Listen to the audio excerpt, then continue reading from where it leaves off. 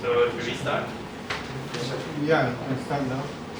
See, recording. Okay. Good morning, Mr. Gopi and my fellow classmates. First of all, let me introduce my group. This is Sun. This is Pauline, Klaus, Chiu Hong, Brenda, and Kim. And my name is Kashing, by the way. So, okay, today we're going to present our report on the two businesses that we have interviewed. Okay, let's jump to summary. Okay, first of all, our concept is toast and roast, with toast being toast bread and roast being coffee. So, and then the next thing is our theme is actually modern and olden, with the olden one being Tiongkok Kopitiam and the modern one being bakery cafe, something like that. Okay, the main focus of this assignment is actually to study the two different businesses in two different geographical locations. And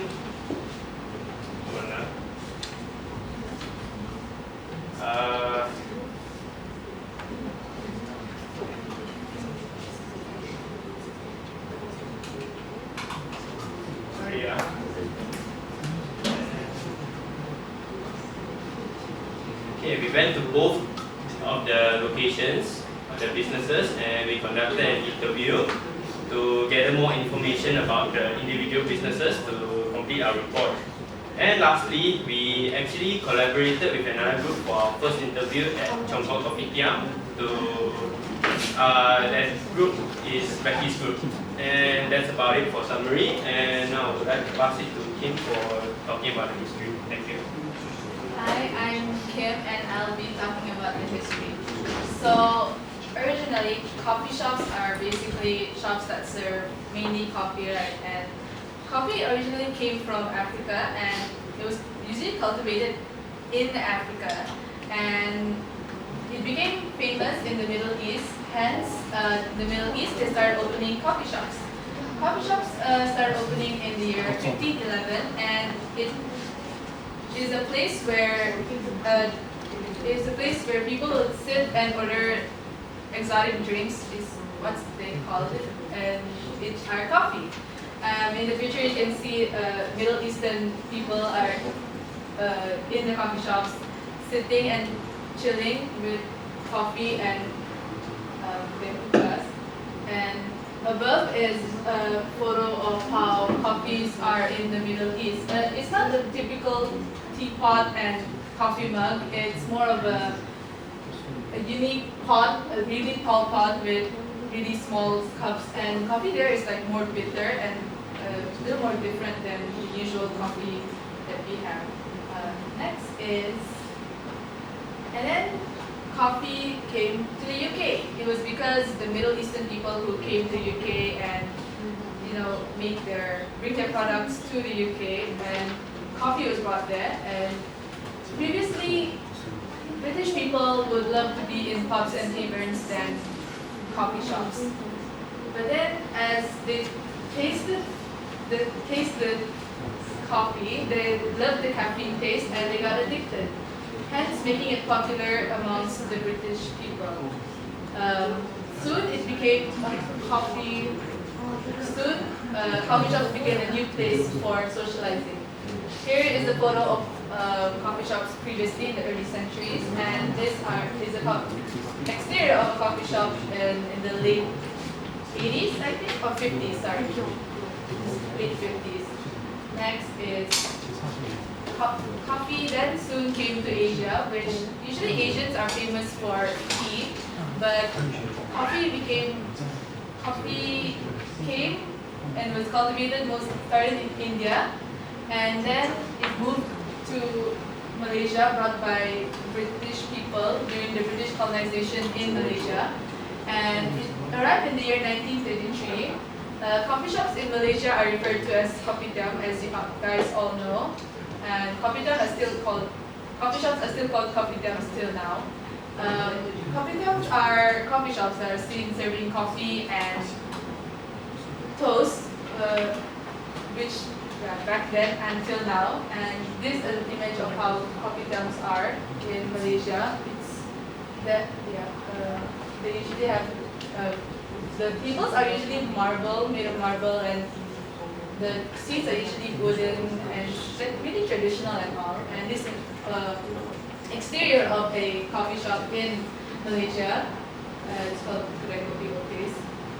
Next is soon the coffee culture transcend from traditional coffee shops to city cafes. These city cafes were because of the Western coffee brands who came to Malaysia, and it bloomed amongst the younger generation. Brands such as Starbucks and Coffee Bean are examples of Western brands that became famous amongst the younger generation, and these brands are the ones that inspired young Asian affluents to actually open up their own cafes. And this example of a modern city cafe, it's different from the picture before because the interior is more modern and more minimalistic. It still has it does not have the marble tables, but they used wooden tables to keep it more minimal and cheap. And yeah, I think that's all for history. As to Klaus. Now I'm going to talk about the brief description. The first one we actually went to interview is Chongkok Kopitiam, which is located in Klang, Selangor. And it is established in 1990, and last year is the 75th anniversary. And the motive of their business is offer the concept is a group of friends with wanting to open up a business. And the signature of their kopitiam is coffee, toast bread, half-boiled egg, and also nasi lemak. The business hour for Chongkok Kopitiam is from every day from 6:30 a.m. to 6 p.m.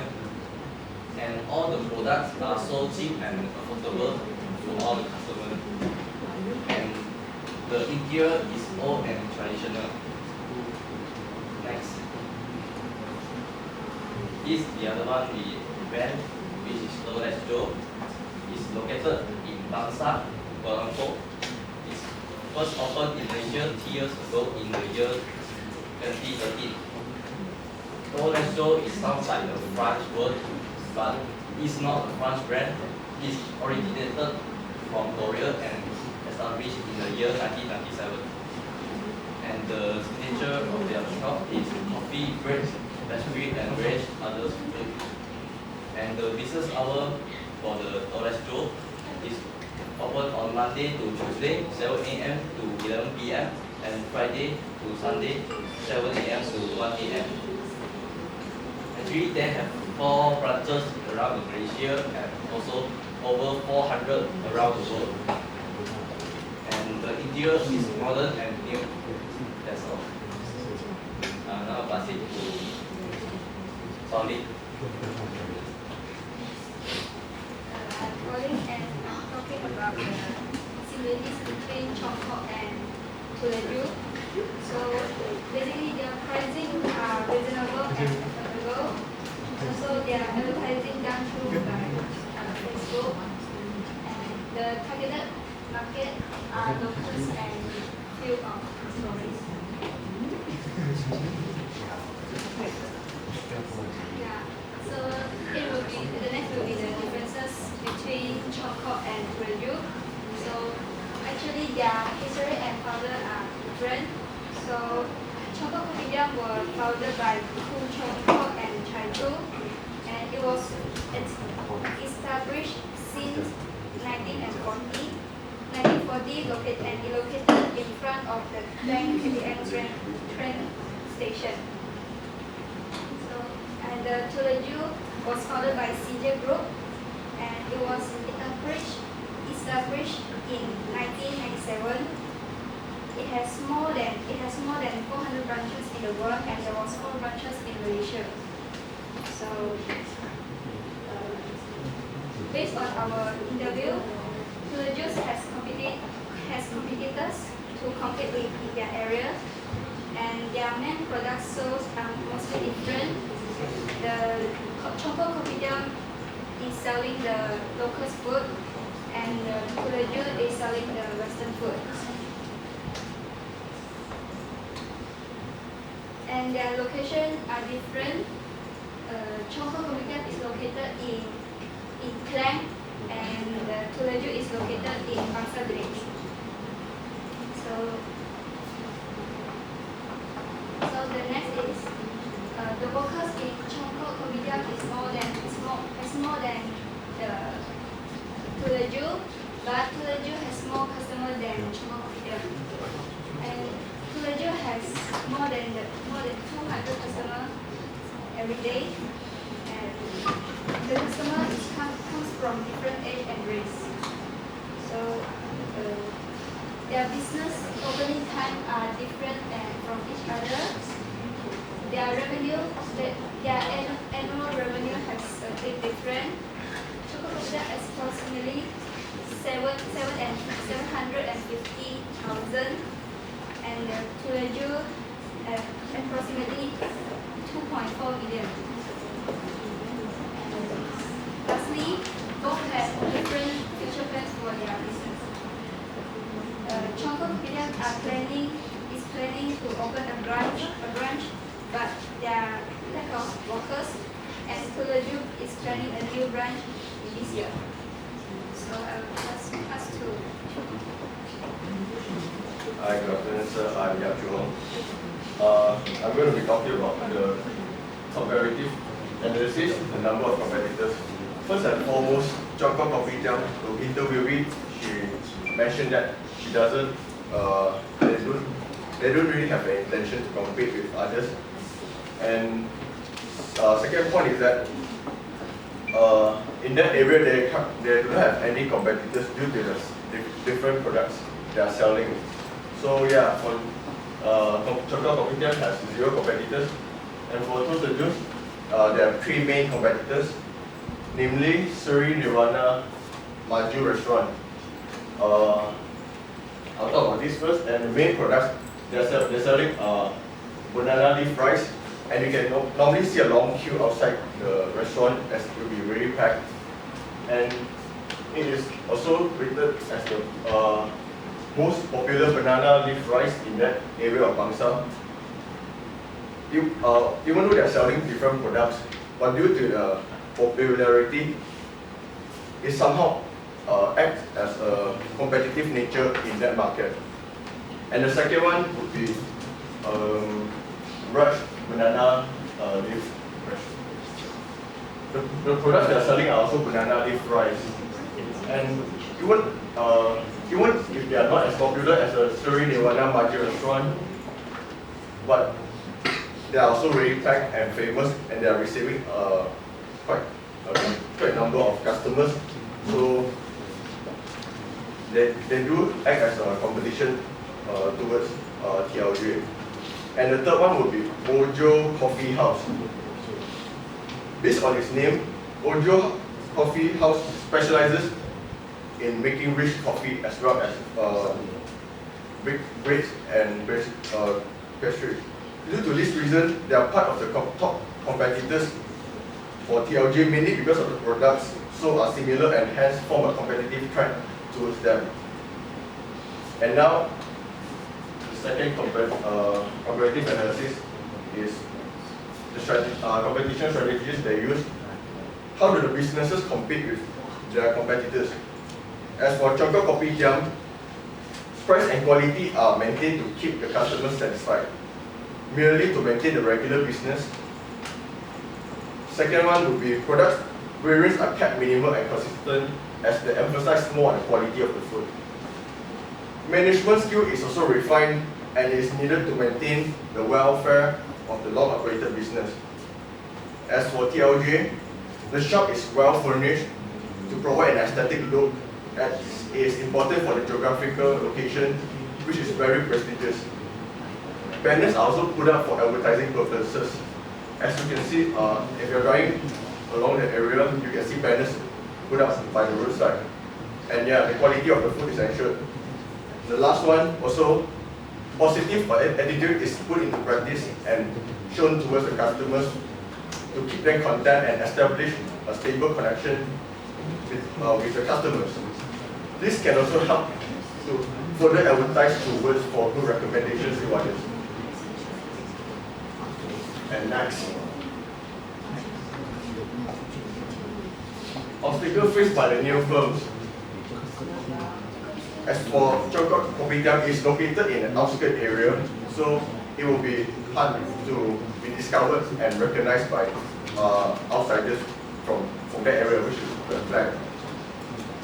Other than that, it does not have much obstacles, as the business owner already stated that they do not have the necessity and intention to compete. And for the TLJ, it is famous and has been long in the business. Since TLJ has been operating for years with recognition, new businesses would have difficulty in gaining recognition. It will progressively take time for them to gain more customers and revenue.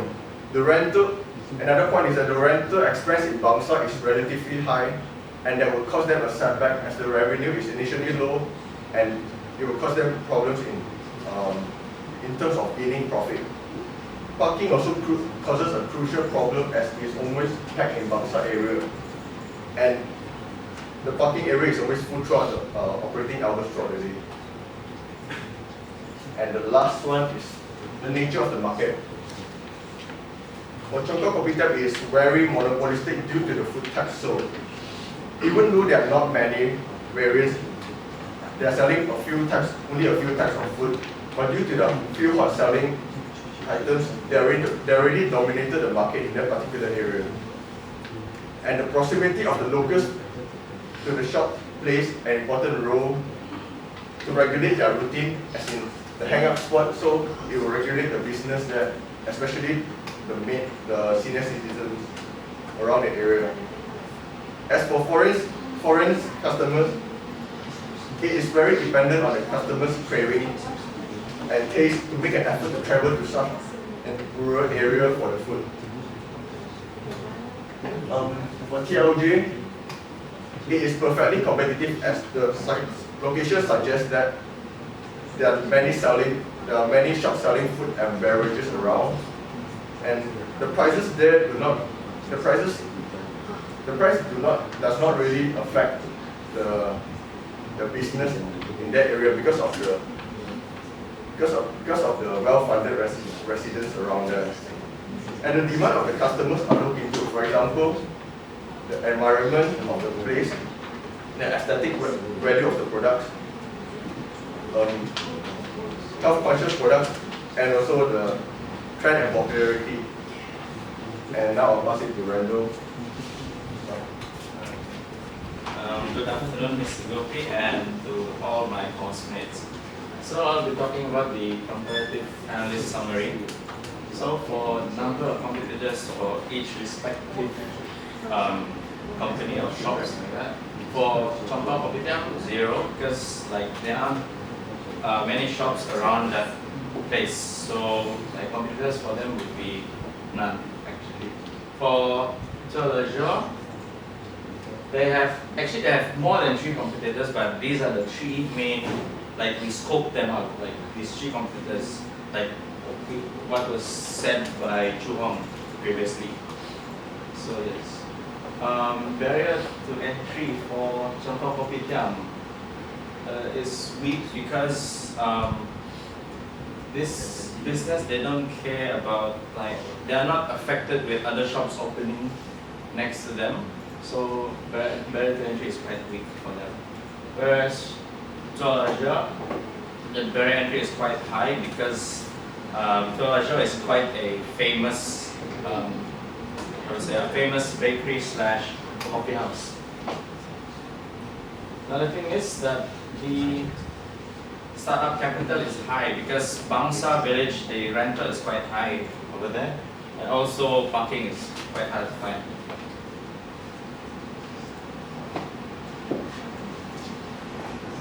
Okay, for the differentiated or stand-based products for Chongpao Kopitiam, they sell their own kopitiam based products, as in like roti bakar, Milo, the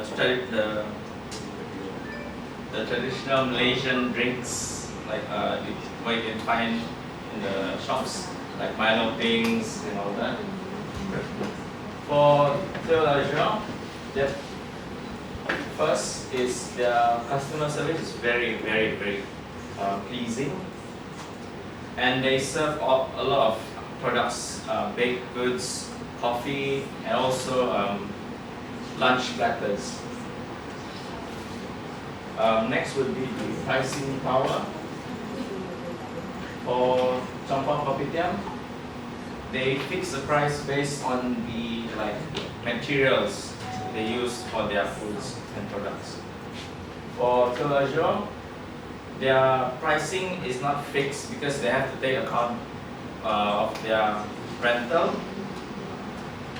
the recognition of their foods and everything.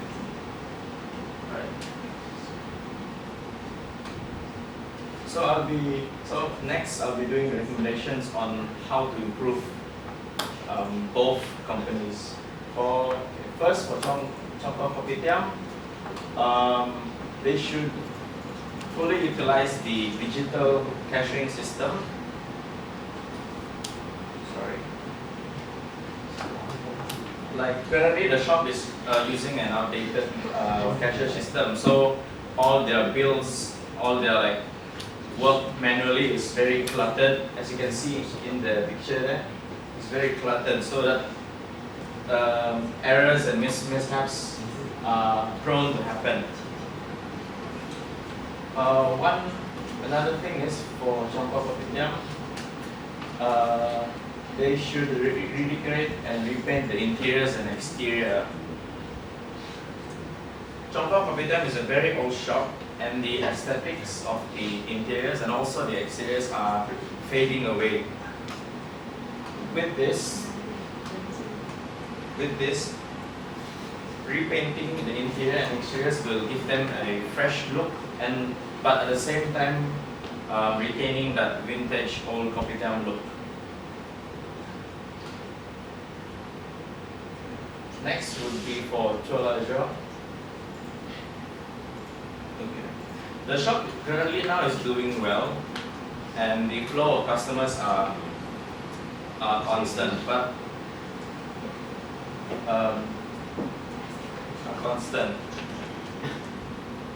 but there are certain period of times where the shop will be overcrowded, and one recommendation for the shop would be to expand the shop.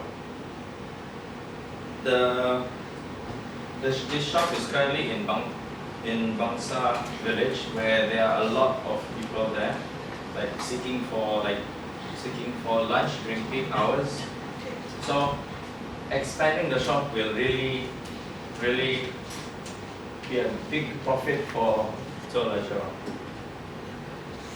Next would be they can do more advertisements and promotions.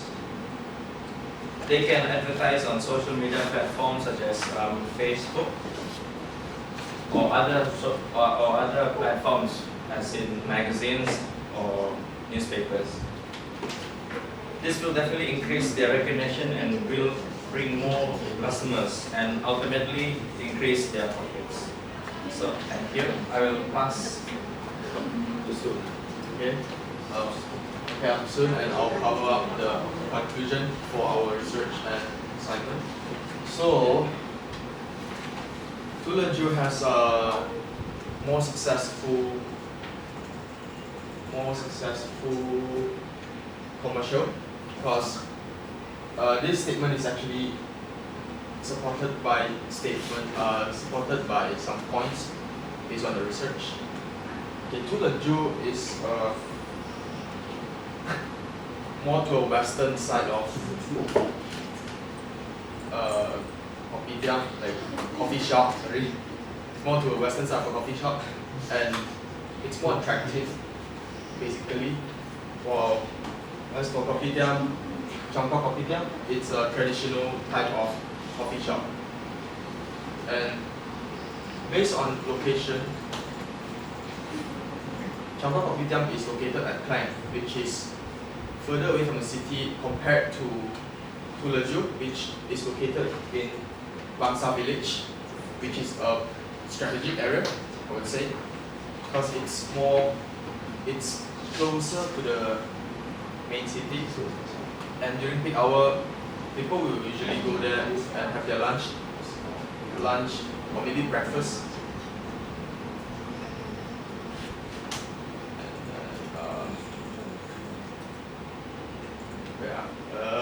Sorry.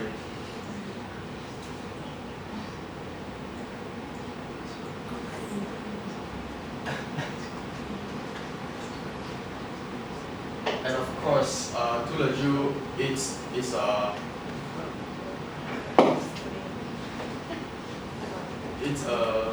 not so Western, but it's a Western French mixed Korean food bakery shop. So they have more variety of special foods compared to Changkang Kopitiam, which has only the normal treats like we can find in normal coffee shops. That's all from me for the summary.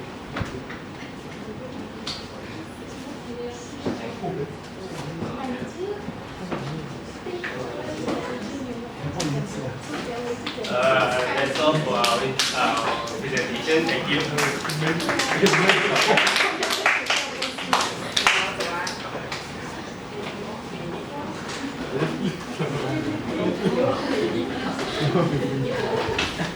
괜찮지 않냐고.